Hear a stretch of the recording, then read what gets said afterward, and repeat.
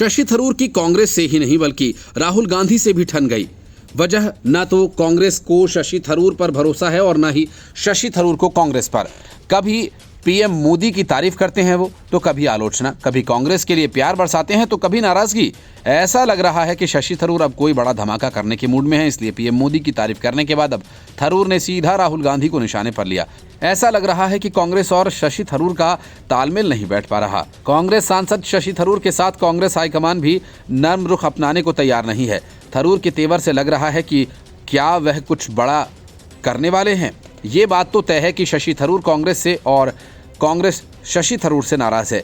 तभी तो शशि थरूर और कांग्रेस के बीच अब तकरार जग जाहिर होने लगी है। नाराज चल रहे थरूर से बातचीत के बावजूद राहुल गांधी ने उनकी किसी भी शिकायत या सुझाव पर ध्यान नहीं दिया। सूत्रों का कहना यह है कि कांग्रेस आलाकमान अब थरूर के साथ नरमी बरतने के मूड में नहीं। दरअसल थरूर ने राहुल गांधी के पार्टी में अपनी भूमिका को स्पष्ट करने के लिए कहा था। कुछ दिन पहले दिल्ली में हुई चर्चा में शशि थरूर ने पार्टी में किनारे किए जाने पर गहरी नाराजगी जताई थी।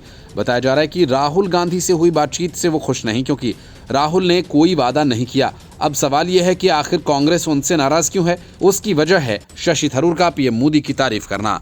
शशि थरूर ने राहुल गांधी से पार्टी में उनकी भूमिका स्पष्ट करने के लिए कहा था, लेकिन राहुल गांधी ने ऐसा नहीं किया। असल में कांग्रेस के थरूर से नाराज होने का ताज़ा मामला पीएम मोदी के अमेरिका यात्रा को माना जा रहा है। थरूर ने अमेरिका के साथ हुए समझौतों को लेकर पीएम मोदी की तारीफ की थी और इतना ही नहीं, थरूर ने केरल में एलडीएफ सरकार के द्वारा किए गए औद्योगिक विकास की सराहना करने वाले उनके लेख को भी लिख डाला, जिसकी एलडीएफ सरकार ने जमकर तारीफ की थी। सूत्रों का कहना है कि थरूर पार्टी लाइन से हटने का मन बना चुके हैं, क्योंकि उनका मानना है कि उन्हें उचित सम्मान नहीं मिल रहा। राहुल गांधी से मुलाकात के दौरान शशि थरूर ने इस बात पर भी असंतोष व्यक्त किया। उन्हें ऑल इंडिया प्रोफेशनल कांग्रेस के प्रभारी पद से हटा दिया गया। बड़ी बात यह कि थरूर ने हाल ही में प्रोफेशनल कांग्रेस की स्थापना भी की थी, ऑल इंडिया प्रोफेशनल कांग्रेस की स्थापना की थी। शशि थरूर ने इस बात को लेकर नाराजगी भी जताई, विरोध जताया। संसद में प्रमुख बहस के दौरान उन्हें अपेक्षित किया जा रहा है, अवसर नहीं देने दिया जा रहा। थरूर ने राहुल गांधी से कहा कि वे संसद में पार्टी के नेतृत्व को संभालने में सक्षम है, लेकिन राहुल गांधी इस मामले पर भी चुप रहे। शशि थरूर ने राहुल गांधी से सवाल इसलिए भी किया, क्या पार्टी चाहती है कि वे राज्य की राजनीति पर केंद्रित करें, लेकिन राहुल ने इस पर कोई स्पष्ट उत्तर नहीं दिया। थरूर ये जानना चाह रहे हैं कि अगर कांग्रेस का ऐसा इरादा है तो उनकी भूमिका क्या होगी। इस पर राहुल गांधी ने स्पष्ट किया कि कांग्रेस की परंपरा नहीं है कि चुनाव से पहले मुख्यमंत्री पद के उम्मीदवार का चेहरा घोषित किया जाए। थरूर इस बात से असंतुष्ट हैं कि बातचीत में राहुल गांधी की तरफ से कोई ठोस आश्वासन नहीं दिया गया। हालांकि थरूर ने कांग्रेस के युवा विंग की जिम्मेदारी लेने के संकेत दिए हैं, लेकिन राहुल इस प्रस्ताव को स्वीकार करने के लिए तैयार नहीं है। असल में थरूर की कांग्रेस से तब ठन गई थी जब वे गांधी परिवार की मर्जी के खिलाफ पार्टी के अध्यक्ष पद का चुनाव लड़ने लगे और गांधी परिवार के उम्मीदवार मल्लिकार्जुन खड़गे के मुकाबले मैदान में उतरा। थरूर चुनाव तो नहीं जीत पाए, लेकिन जितने वोट उन्हें मिले वो गांधी परिवार को बेचैन करने वाले थे। Bureau report, news of India. Delhi विधानसभा का सत्र आयोजित होना है, लेकिन आम आदमी पार्टी ने नेता विपक्ष तो छोड़िए, अब तक विधायक दल की कोई बैठक भी नहीं बुलाई है। लेकिन चुनाव हारने के दूसरे दिन से ही आतिशी मर्लेना जिस तरह से खुद को पेश करने की कोशिश कर रही है, उसका मतलब साफ है कि केजरीवाल आतिशी को ही दिल्ली का नेता विपक्ष बनाने का भरोसा दे चुके हैं। नतीजों के बाद से आम आदमी पार्टी खुद को कुछ इस तरह से पेश कर रही है जैसे दिल्ली की सरकार उसी की कृपा पर चलेगी और उसी के एजेंडे पर। यही वजह है कि नतीजों के बाद से ही आतिशी मर्लेना ये कहने लगी कि जल्दी से महिलाओं को 2500 रुपये की राशि देना शुरू करो। ये मांग वो पार्टी कर रही है जिसने 3 साल बीत जाने के बाद भी पंजाब की महिलाओं को एक धेला तक नहीं दिया और दिल्ली में पूरे 1 साल तक महिलाओं को सम्मान राशि देने का झांसा देती रही। अब वही पार्टी इतनी बेचैन क्यों है? आम आदमी पार्टी के विधायक संजीव झा ने तो बीजेपी को धमकी तक दे डाली कि वो चैन से सरकार को चलने नहीं देंगे और सुबह होते ही आतिशी मर्लेना ने सीएम रेखा गुप्ता को पत्र लिखकर विधायक दल के साथ उनसे मिलने का वक्त मांग लिया, जिसका मकसद महिला सम्मान योजना पर बात करने का है। असल में इस खेल के पीछे आम आदमी पार्टी की कोशिश सदन में पेश होने वाली कैग रिपोर्ट से सबका ध्यान हटाने का है। यह बात आम आदमी पार्टी भी जानती है कि किसी योजना को लागू करने से पहले उसके नियम तय किए जाते हैं और फिर लाभार्थियों का रजिस्ट्रेशन किया जाता है। सरकार अगर आम आदमी पार्टी की भी बनती तो भी यही करती, लेकिन यहाँ तो उसका इरादा बात का बतंगड़ बनाने का है। हालांकि आतिशी मरना के इस खाली पीली सियासत से कम आम आदमी पार्टी को कोई लाभ नहीं मिलने जा रहा है, क्योंकि सीएम रेखा गुप्ता ने शपथ ग्रहण के दूसरे दिन ही महिला समृद्धि योजना को लेकर कहा कि महिलाओं को 1 या 2 महीने धनराशि देकर योजना को बंद नहीं किया जाना है। यह स्थायी रूप से लागू हो सके इसके लिए व्यवस्था बनाई जा रही है। लेकिन सत्ता से बेदखल हुई आतिशी बेहद हड़बड़ी में है। आतिशी ने अपने पत्र में लिखा कि सबसे पहले आपको दिल्ली के मुख्यमंत्री पद का कार्यभार संभालने पर हार्दिक शुभकामनाएं। बीजेपी के सर्वोच्च नेता एवं देश के प्रधानमंत्री नरेंद्र मोदी जी ने चुनाव प्रचार के दौरान 31 जनवरी 2025 को द्वारका में आयोजित एक रैली में दिल्ली की माताओं बहनों से ये वादा किया था कि भाजपा सरकार बनने के बाद पहली कैबिनेट बैठक में उनके लिए 2500 रुपये प्रति माह की योजना पास की जाएगी। उन्होंने कहा था कि ये मोदी की गारंटी है। 20 फरवरी को आपकी सरकार की पहली कैबिनेट बैठक हुई, लेकिन महिलाओं के लिए 2500 रुपये की योजना पास नहीं हुई। दिल्ली की माताओं और बहनों ने मोदी जी की गारंटी पर भरोसा किया था और अब वो खुद को ठगा हुआ महसूस कर रही हैं। इसी विषय को लेकर आम आदमी पार्टी का विधायक दल कल 23 फरवरी 2025 को आपसे मिलकर चर्चा करना चाहता है।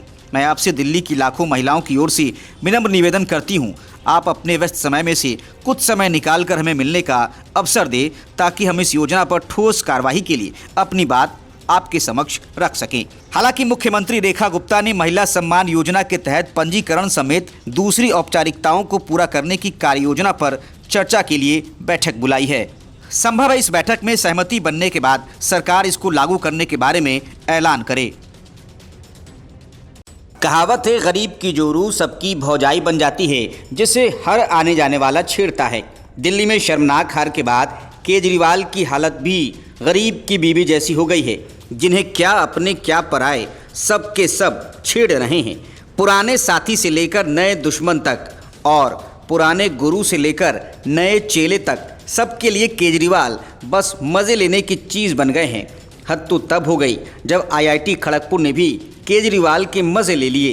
केजरीवाल ने यहीं से अपनी इंजीनियरिंग की पढ़ाई पूरी की थी और इसी के दम पर वो खुद को देश का सबसे बड़ा और महान पढ़ा लिखा नेता बताते हैं। उसी IIT ने परीक्षा में एक ऐसा सवाल पूछा है जिसे लेकर लोग अब सोशल मीडिया पर केजरीवाल को ट्रोल कर रहे हैं। असल में परीक्षा में पूछा गया सवाल एक दिलचस्प कहानी के तौर पर पेश किया गया है, जिसमें कहा गया है कि चुनाव हारने के बाद केजरीवाल PM मोदी के मन की बात कार्यक्रम सुनना चाहते हैं। इसके लिए वो एक फ़िल्टर डिज़ाइन करना चाहते हैं। पूरा सवाल इस तरह से पूछा गया है। दिल्ली चुनाव में करारी हार के बाद IIT के पूर्व छात्र अरविंद केजरीवाल 105.4 मेगाहर्ट्ज़ पर विविध भारती FM पर PM के मन की बात कार्यक्रम सुनना चाहते हैं। केजरीवाल एक ऐसा फिल्टर डिज़ाइन करना चाहते हैं जो विविध भारती चैनल की सामग्री को पास कर सके और साथ ही आसपास के FM रेडियो चैनल रेडियो नशा 107.2 मेगाहर्ट्ज़ और FM रेनबो लखनऊ 100.7 मेगाहर्ट्ज़ को कम से कम 60 dB तक कम कर सके, क्योंकि केजरीवाल चुनाव अभियान के दौरान बहुत पैसा खर्च कर चुके हैं। इसीलिए वो इस फिल्टर को डिज़ाइन करने के लिए सिर्फ 502 का प्रतिरोधक, एक परिवर्तनीय प्रेरक और एक परिवर्तनीय कंडक्टर ही खरीद सकते हैं। क्या आप केजरीवाल को इन घटकों का उपयोग करके इस फिल्टर को डिज़ाइन करने में मदद कर सकते हैं? IIT में 11 फरवरी को हुई इलेक्ट्रिकल इंजीनियरिंग विभाग के प्रश्न पत्र में ये सवाल पूछा गया। आखिर केजरीवाल को लेकर ये सवाल किसने तैयार किया? मामला चर्चा में आने के बाद IIT ने इस बारे में कोई अधिकृत जानकारी नहीं दी। हालांकि सूत्रों ने बताया कि इस पेपर को IIT प्रोफेसर ने ही तैयार किया है। IIT छात्रों ने बताया कि मौजूदा हालात पर सवाल तैयार किए जाते हैं। चूँकि चुनाव हारने के बाद से केजरीवाल चर्चा में थी, इसलिए उनके नाम का इस्तेमाल किया गया। किसी और नाम का भी इस्तेमाल कर सकते थे। इस सवाल पर छात्रों ने कहा कि बिल्कुल किया जा सकता था, क्योंकि केजरीवाल से हर कोई कनेक्टेड है संभवतः, इसीलिए उनके नाम का इस्तेमाल किया गया। इसमें केजरीवाल का नाम सिर्फ एक काल्पनिक कैरेक्टर की तरह इस्तेमाल किया गया है। IIT के डायरेक्टर प्रोफेसर मनिंदर अग्रवाल ने कहा कि सवाल पूरी तरह से ठीक है। IIT में समस्या को नए तरीके से प्रस्तुत करने की परंपरा रही है। इससे समस्या को समझना आसान होता है और उसका समाधान भी हमेशा याद रहता है। खड़गपुर के पूर्व छात्र और हांडा एजुकेशन सर्विसेज के संस्थापक रवि हांडा ने इस सवाल की एक तस्वीर एक्स पर साझा की और लिखा कि आईआईटी के प्रोफेसर एग्जाम पेपर के जरिए अरविंद केजरीवाल को ट्रोल कर रहे हैं। इस सवाल को लेकर एक्स पर लोग खूब मजे ले रहे हैं। कुछ ने इसे इंजीनियरिंग और राजनीति का मजेदार संगम बताया तो कुछ ने आईआईटी में प्रश्न पत्र तैयार करने के लिए गाइडलाइंस सेट करने की जरूरत जताई।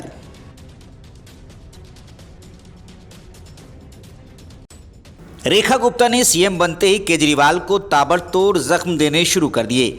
इससे आम आदमी पार्टी में खलबली मच गई है। रेखा गुप्ता ने न सिर्फ केजरीवाल बल्कि आतिशी मलेना समेत तमाम मंत्रियों के निजी स्टाफ को बाहर का रास्ता दिखा दिया, बल्कि ये भी साफ कर दिया कि ठेके पर रखे गए केजरीवाल के तमाम आदमियों का खेल खत्म होने जा रहा है। केजरीवाल ने बड़ी संख्या में वकील समेत कई प्रोफेशनल्स की भर्ती कर रखी थी जो अब बेरोजगार हो गए, लेकिन केजरीवाल को इन लोगों की ज़रूरत है। इसके लिए इन सब की पंजाब में शिफ्टिंग शुरू कर दी गई है। इतना ही नहीं, केजरीवाल पंजाब से राज्यसभा में जाने के लिए किसी सदस्य का इस्तीफा लेने की तैयारी में है। वो मुख्यमंत्री तो नहीं बन पाएंगे, लेकिन अपने लोगों के जरिए पंजाब सरकार का पूरा नियंत्रण अपने पास रखेंगे और राज्यसभा के सदस्य बनेंगे, क्योंकि बिना सत्ता के केजरीवाल का गुजारा काफ़ी मुश्किल है। दिल्ली सरकार कानूनी विभाग में बड़ा फेरबदल करने जा रही है। इसका सीधा असर केजरीवाल पर पड़ेगा। खुद केजरीवाल भी चुनाव हारने के बाद पैदल हो गए हैं। दिल्ली चुनाव में बीजेपी ने जो घाव दिए हैं उन पर मरहम लगाने के लिए आम आदमी पार्टी ने पंजाब में बड़ी तैयारी शुरू कर दी है। पंजाब सरकार ने अटॉर्नी जनरल की टीम के लोगों से इस्तीफा मांगकर हंगामा खड़ा कर दिया है। सूत्रों का कहना है कि अब तक 236 में से 62 ने अपना इस्तीफा सौंप दिया है। पंजाब सरकार के एक आलाधिकारी ने बताया कि इनमें से कई लोगों का कार्यकाल 10 फरवरी को समाप्त हो गया था। उसके बाद नए लोगों की भर्ती की जा सकती है। बताया जा रहा है कि दिल्ली में हटाए गए लोगों को पंजाब में सेटल किया जाएगा। इनमें केजरीवाल सरकार के निजी स्टाफ समेत कई वकील भी शामिल हैं। अभी तक जो संकेत सामने आए हैं उनसे जाहिर हो रहा है कि खुद अरविंद केजरीवाल भी पंजाब से राज्यसभा सांसद बन सकते हैं, क्योंकि दिल्ली में अगले 5 साल तक अब उनकी राजनीति का सत्ता में स्कोप नहीं बचा है। लिहाजा माना जा रहा है कि वो सक्रिय राजनीति में रहने के लिए पंजाब से राज्यसभा का रास्ता बना सकते हैं। माना जा रहा है कि इसके लिए पंजाब से चुने गए किसी सांसद को केजरीवाल नहीं छोड़ेंगे, क्योंकि पंजाब के ही राज्यसभा सांसद के आवास पर केजरीवाल और मनीष सिसोदिया परिवार सहित रहते हैं। स्वाति मालीवाल ने पहले ही इस्तीफा देने से इनकार कर दिया था, जिसकी वजह से विभव कुमार ने सीएम हाउस में उनकी पिटाई की थी। ऐसे में माना जा रहा है कि केजरीवाल के लिए राघव चड्ढा राज्यसभा से इस्तीफा दे सकते हैं। वैसे भी राघव चड्ढा 1 साल से निष्क्रिय हैं। दूसरे, राज्यसभा में संजय सिंह के कामकाज से केजरीवाल पूरी तरह से संतुष्ट नहीं है। राज्यसभा में दल के नेता के पद से संजय सिंह को हटाकर केजरीवाल खुद ही कमान संभाल सकते हैं। संसद में उन्हें आम आदमी पार्टी के संसदीय दल का नेता चुना जाना तय है, लेकिन जिस तरह से पंजाब के अटॉर्नी जनरल के कार्यालय से लोगों के इस्तीफे मांगे जा रहे हैं, उसे पंजाब के लोग काफ़ी नेगेटिव तरीके से ले रहे हैं। माना जा रहा है कि अगर ऐसे ही दिल्ली से भेजे गए लोगों को पद दिया जाता रहेगा तो फिर राज्य में पंजाबी बनाम दिल्ली वालों के बीच तलवारें खिंच सकती है, जिसका खामियाजा अंततः आम आदमी पार्टी को ही उठाना पड़ेगा, क्योंकि अटॉर्नी जनरल की टीम भी इसे नेगेटिव तरीके से ले रही है। Bureau report, news of India. भूकंप का जहां केंद्र होता है वहां सिर्फ हलचल होती है, लेकिन तबाही कहीं दूसरी जगह मचती है। ये बात आम आदमी पार्टी पर पूरी तरह से लागू होती दिख रही है। आम आदमी पार्टी चुनाव दिल्ली में हारी, लेकिन यहाँ न तो पार्टी के राष्ट्रीय और न ही प्रदेश संयोजक ने हार की जिम्मेदारी लेते हुए अपने अपने इस्तीफे दिए और न ही किसी दूसरे पदाधिकारी ने, लेकिन तबाही पंजाब में मच गई। दिल्ली की हार की गाज पंजाब के अफसरों पर गिरने लगी। पुलिस वाले बड़ी संख्या में सस्पेंड किए जाने लगे। अफसरों का बड़े पैमाने पर तबादला किया जाने लगा। अब ये तो बाद में पता चलेगा कि ये तबादले किस उद्देश्य के तहत किए जा रहे हैं या फिर सच में पंजाब को साफ सुथरा बनाने का इरादा है। पंजाब में केजरीवाल के खास करीबी चक्कर काट रहे हैं। खबर है कि अब खुद केजरीवाल पंजाब और गुजरात पर फोकस करेंगे। मतलब कि सारी तैयारी केजरीवाल के स्वागत के लिए की जा रही है। इस सब के बीच पंजाब की भगवंत मान सरकार को अचानक पता चल गया कि उन्होंने जिस विभाग का 3 साल से मंत्री बना रखा है वो विभाग तो है ही नहीं। मतलब कि एक फर्जी विभाग का मंत्री 3 साल तक काम करता रहा। असल में पंजाब के बड़े नेता कुलदीप धालीवाल को भगवंत मान ने प्रशासनिक सुधार विभाग का मंत्री बनाया था और 3 साल बाद वही भगवंत मान कह रहे हैं कि राज्य में प्रशासनिक सुधार नाम का कोई विभाग ही नहीं है। अब कुलदीप धालीवाल सिर्फ एनआरआई मामलों में मंत्री रहेंगे। पंजाब सरकार के नोटिफिकेशन में कहा गया कि धालीवाल को दिया गया मंत्रालय वास्तव में है ही नहीं। धालीवाल के पास एनआरआई और प्रशासनिक सुधार विभाग दोनों थे। एक विभाग छीने जाने के बाद अब उनके पास एक ही जिम्मेदारी रह गई है। धालीवाल को पहले कृषि मंत्रालय भी दिया गया था। हालांकि मई 2023 में मंत्रिमंडल में बदलाव किया गया और उनसे ये अहम विभाग ले लिया गया। धालीवाल पंजाब की कैबिनेट में 5वें सबसे सीनियर मंत्री हैं। भगवंत मान, हरपाल चीमा, अमन अरोड़ा और बलजीत कौर के बाद उनका ही नाम आता है।